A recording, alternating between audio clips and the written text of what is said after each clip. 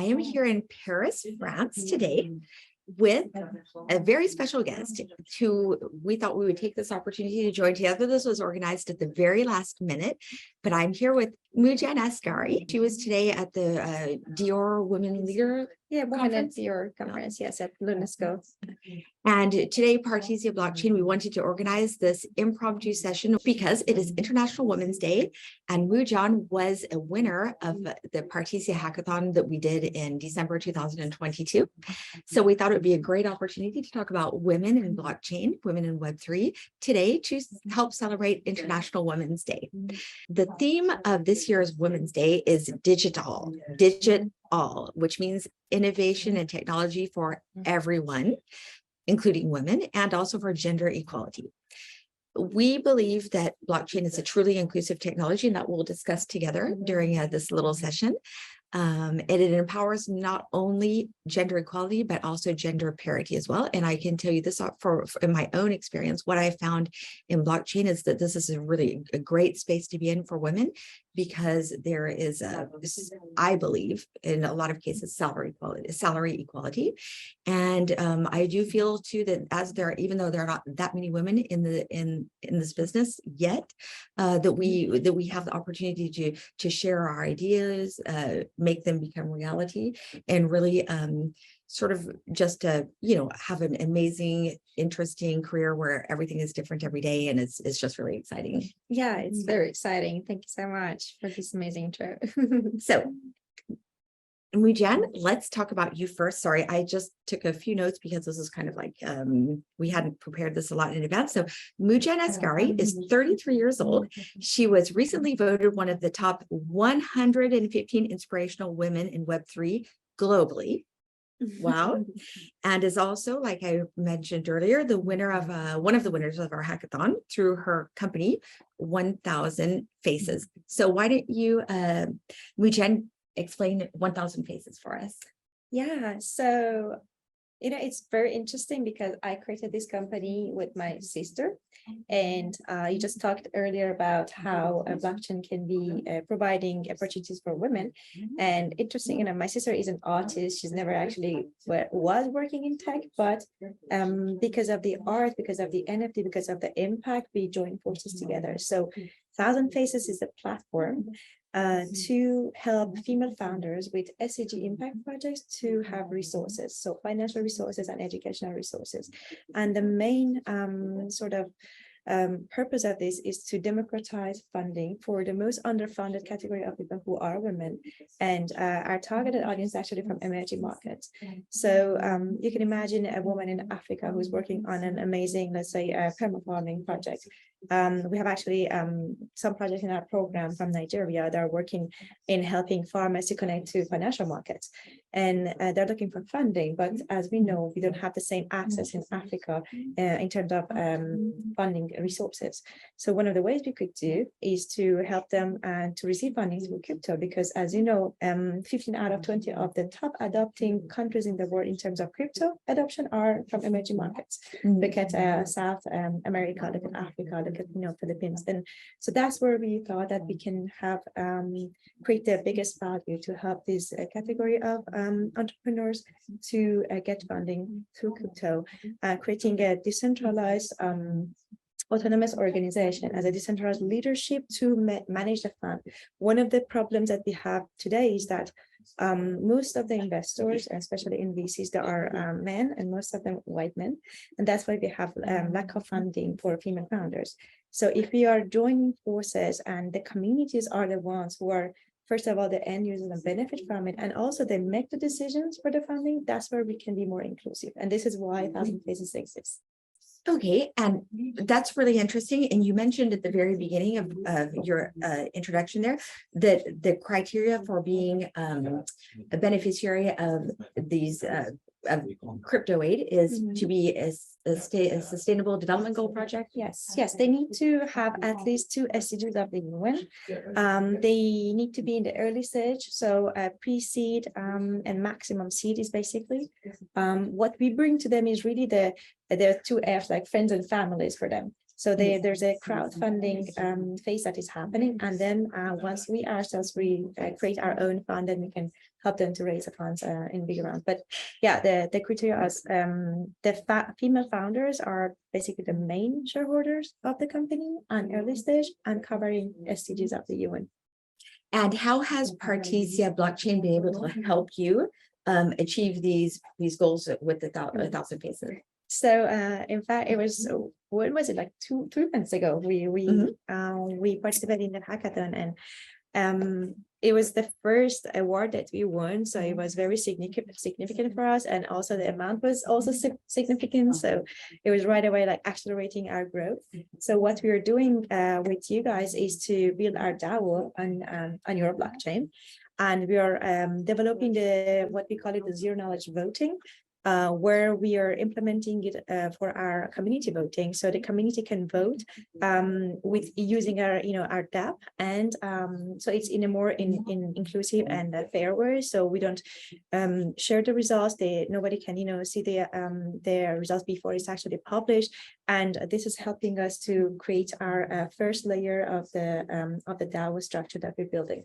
Okay, so when you say that your community is voting on the Partisia blockchain, they're voting for the projects that you will fund. Yeah, the project that will apply to join our platform, to join our community, to receive education and funding. So how it works that we have an educational program, which is an acceleration program. So we started in January, and today is actually our demo day. We just finished a demo day, and we're going to announce the winners very soon. So the community votes to basically to know which projects going to receive the grants, receive the funding that our partners are providing. Yeah, so basically the community votes to decide how much and which projects are in the interest of the community, that are building a real impact. So the criteria is if they have a great credible team, if they have a big impact, if they're innovative enough and to be able to be selected for the funding. Yeah. Thanks, Moojan. Now, can you just give us a little bit of background too about how you ended up getting to where you are today? What have been some of the challenges that you faced as a female founder in what is still today globally a man's world?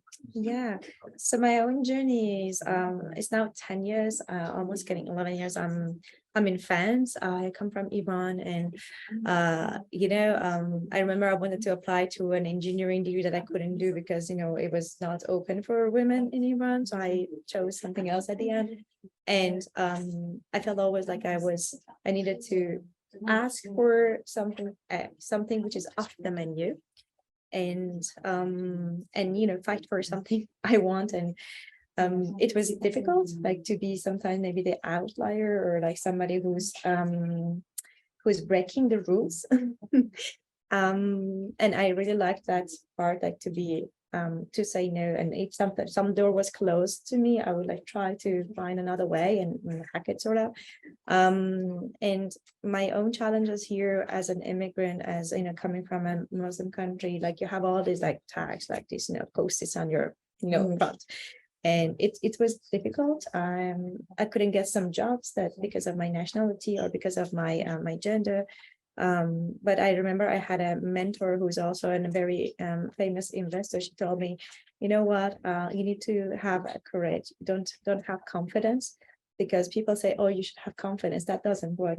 If you just have the courage, you just do it, and then the confidence starts to be built because your comfort zone starts to grow.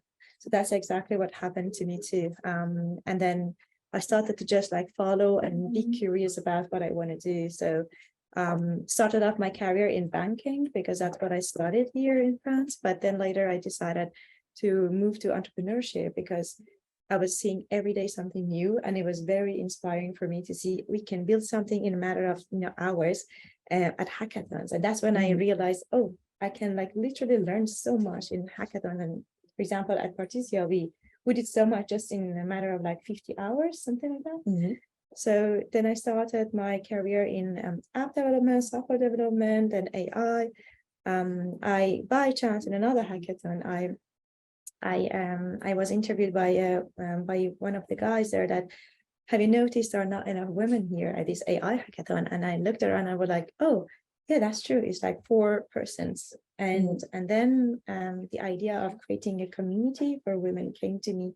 And that turned today to a big community of women in AI, which is a global nonprofit I created with 2 of my co-founders. We're in 150 countries, 12,000 members. I'm going to join. Yeah, please do that. Yeah. It's free. Everybody can do that. Yeah. So Moojan, you mentioned at the beginning of your response about you being a migrant here to France, and so you're from Iran. Can you tell us how you think that Web3 could help women who are still in Iran today? Yeah, so I think that in Web3 in general could unlock a lot of potential for the world, but especially for I mean, in terms of freedom, I think it is very interesting, because imagine tomorrow you have the internet, which is not centralized anymore. It is on Web3, it is decentralized. There is no way a centralized government could shut it down. That is, I believe, if we get there, that's one of the most amazing innovations of humanity that could happen. I think that in terms of security, in terms of voting, you can have, decentralized governments. You could have decentralized boards and decision making that doesn't have to be centralized in terms of being monopolized by some centralized authority. These are the things I am really passionate about, and I can't wait to see.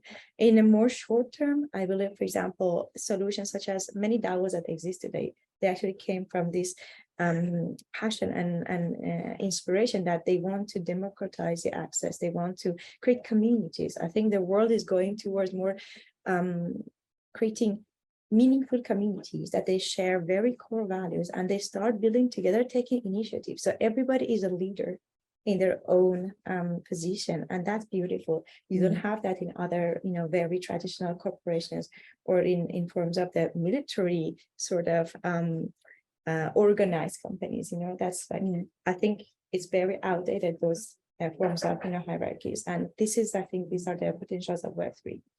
I agree, and that's what we're doing at Partisia Blockchain too. And for the voting system, I'll just take this opportunity to remind everybody that we are doing an on-chain voting system powered by Partisia Blockchain at Paris Blockchain Week, party.com. So you can vote for some of your favorite projects, some of your favorite personalities, and some of them, maybe not enough, are women are being led by women. So now let's get back to what you mentioned earlier about you learning and experiencing and developing at hackathons.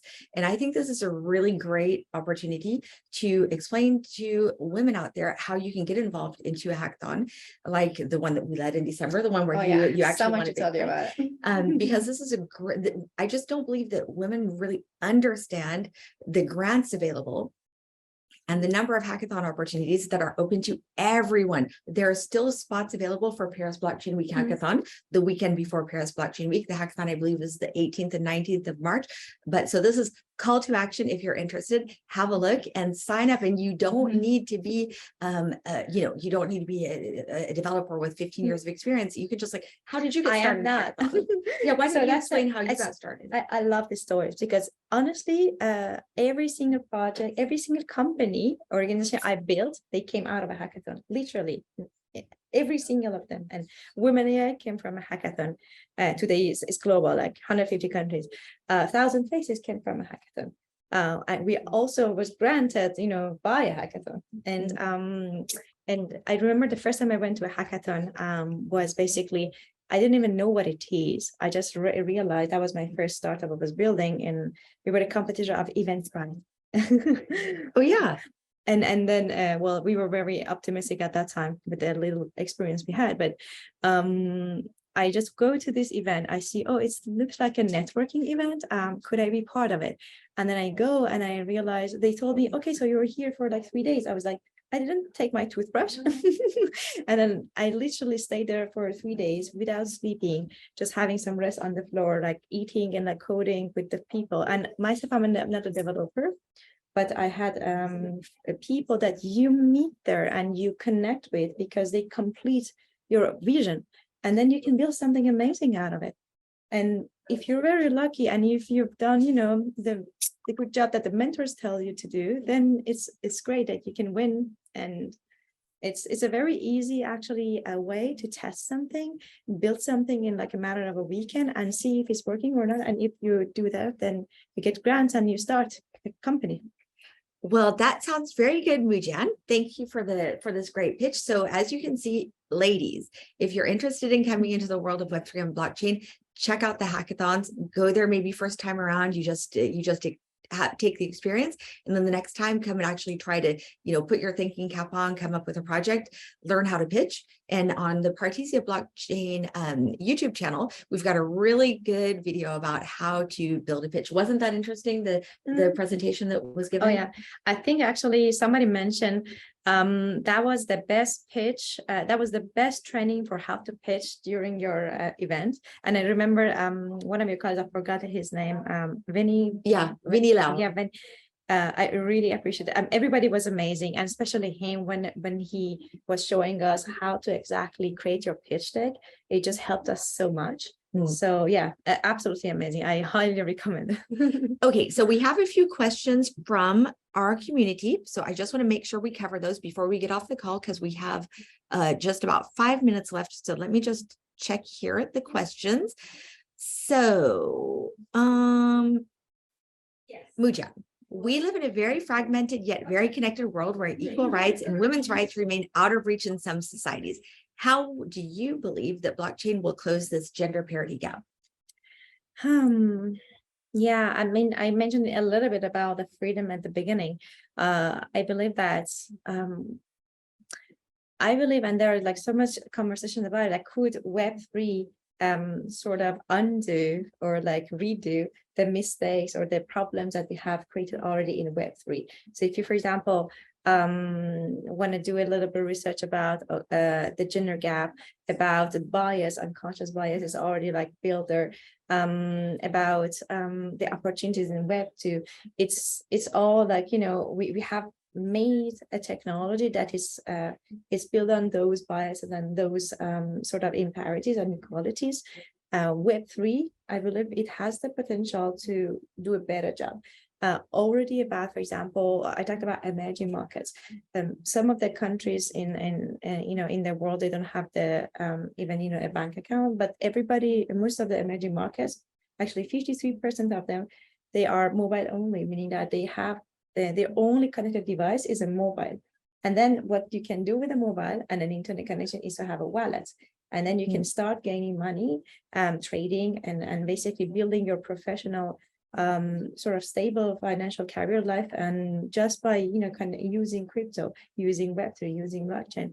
And that we, in our own team, we have two people from one from Kenya, one from Nigeria, and we actually basically pay everybody in crypto. And this is, for example, one example to say how we can breach the inequalities in these countries where you don't have the same access, let's say in France or in the United States.